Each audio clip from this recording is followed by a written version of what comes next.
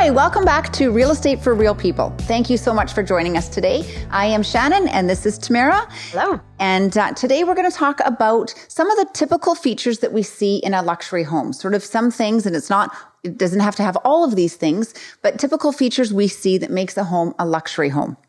So let's preface that with just saying, what defines a luxury home? And, I think RE/MAX has got sort of a policy that they say across North America that if it's, 1.5 times the value of the average price. So an average priced home in Kelowna right now is hovering just over $1 million. Yep.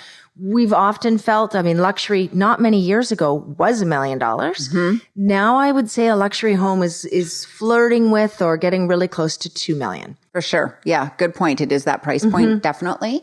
And there's lots of different features that make a home a luxury home. And it can have part of these features and some not at all. And again, it's somewhat personal preference too. Totally. First, I think a big thing just to start it right off is you wouldn't want to build a luxury home in a neighborhood that doesn't support that.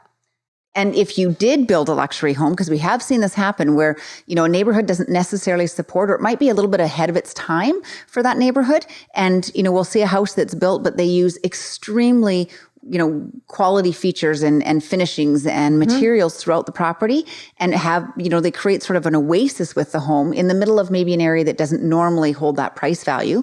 And they actually are getting that price and it is deemed a luxury home. So, that's one component is the finishing. The finishing does make a big difference on whether absolutely a home is a luxury home or not. Yeah.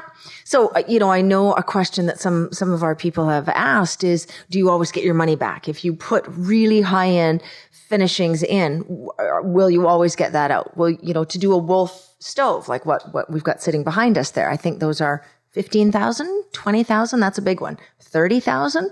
If you put this range in a regular home, will the house sell for 30,000 more?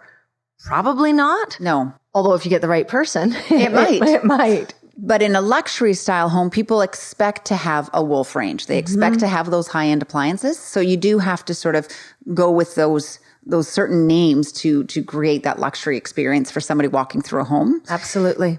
Something else kind of looking at the overall size of a house does make a difference. Typically we see, and I say this, typically we see houses over 4,000 square feet normally for a luxury home. You do have to have a little bit bigger square footage. We see some houses that are 10,000 square feet, but not too often do you see a luxury home that's under 3,000 square feet or 3,500 square feet. No, that's true. And actually, even in condos. So even in some of the luxury, beautiful penthouse apartments and so on that we've seen here, those are actually often over 2,000 or 3,000 square feet. Yes. I can't think of any condos that I know of that are over 4,000 square feet. But no, not yet anyway in Kelowna market. Right. But you're right. Size is certainly a big component.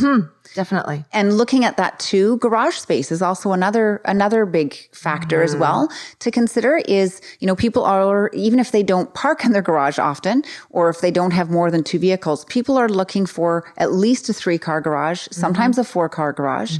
People like space. We have toys, there's lots to do here. People have kayaks and bikes and so they are looking for that bigger garage space. And then looking at a condo, typically it's at least 2 parking stalls. Yeah. If not more. And storage for condos is a big component for something to be luxury. You're right. Place to park your vehicles, your toys, all of that. That's a big one. That's high on the list of must-haves in a luxury property. Absolutely. And then something else too, and this kind of seems obvious, I would think, but is a spacious high-end kitchen. So we talked about the appliances. So that's a big component of a kitchen, but also having great workspace, large enough to entertain, because we all know lots of times people end up gravitating towards the kitchen.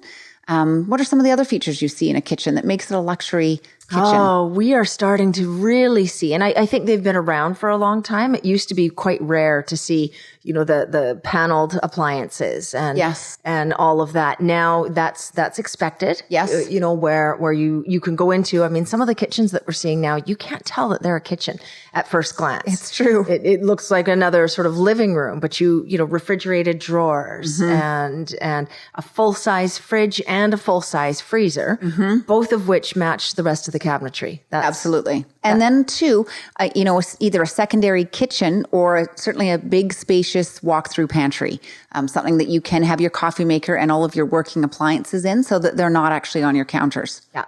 And it's interesting, and it's kind of ironic because I think it's easier now than ever to order skip the dishes or, have takeaway delivered to you, and you don't actually have to cook. And how many homes have we been in that are 5-year-old, magnificent, extraordinary homes? The ovens are brand new because they've never actually been used. I mean, in some cases the stickers aren't off. It's true. But it sure looks good. Yeah. And it's one of those things it's expected in that luxury home. And so you have to put those in.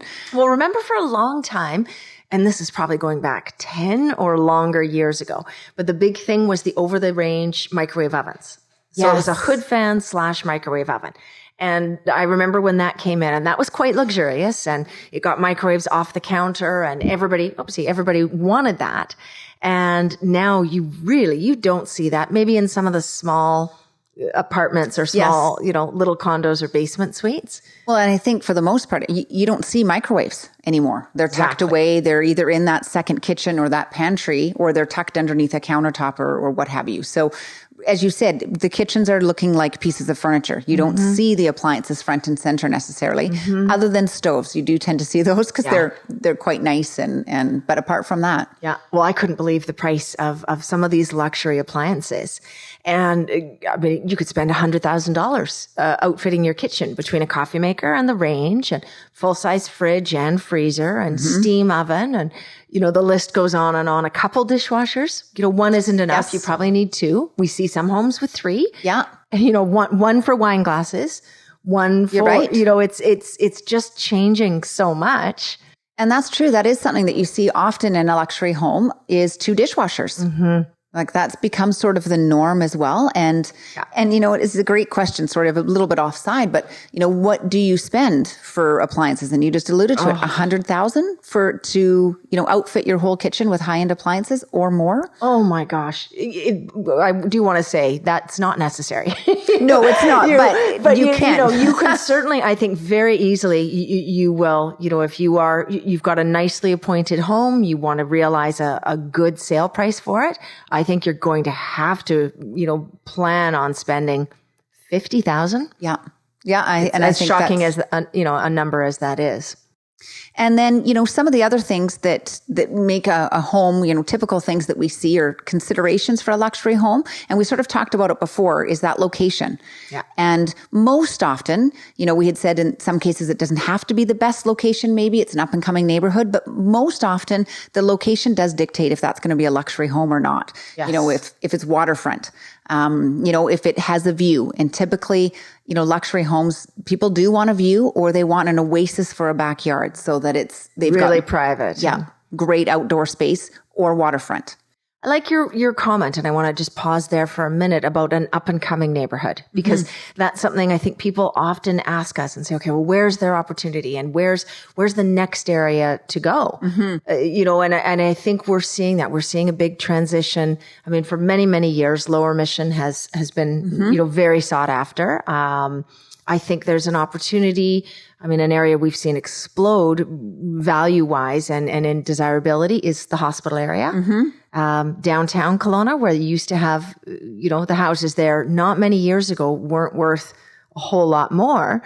And those are some extraordinarily high prices that we're seeing now. Yeah, that's certainly. So yeah. As Kelowna grows, as people are looking for some of these luxury elements, they are factoring in where it is, what it's got, if it's got a really good walk score, or if it's got that dramatic view you're talking about. And generally speaking, not always, but people don't want to be really far away.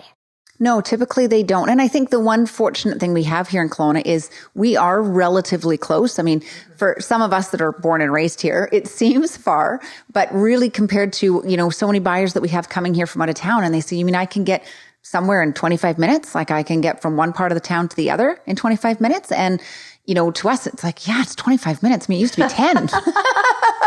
But that's something, it's not an hour drive. You're not sitting in traffic for 2 hours at a standstill. So, location, we are really centrally located for the most part in our neighborhoods here. Something else to look for typically in a house that people like to concentrate on is the master bedrooms and the en-suites. That's a big component. I mean, we're seeing fireplaces quite typically in master bedrooms. They're large walk-in closets. I mean, some people are doing renovations and taking a whole bedroom and making it the walk-in closet. Oh, with little fridges. Like that's the one for your eye cream to keep it really cold. You can have a little mini fridge. Okay, just admit it. It's for your wine at night. Okay. It's just, looking at that and yes, do you need 4,000 square feet? When you start adding up all of these bigger items, you do. You likely are going to find a bigger home than you perhaps were thinking you needed.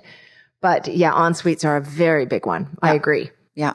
So, well, there you go. That's sort of the typical features that you see in a luxury home. If you have any other questions, please reach out. We are available anytime and happy to always help.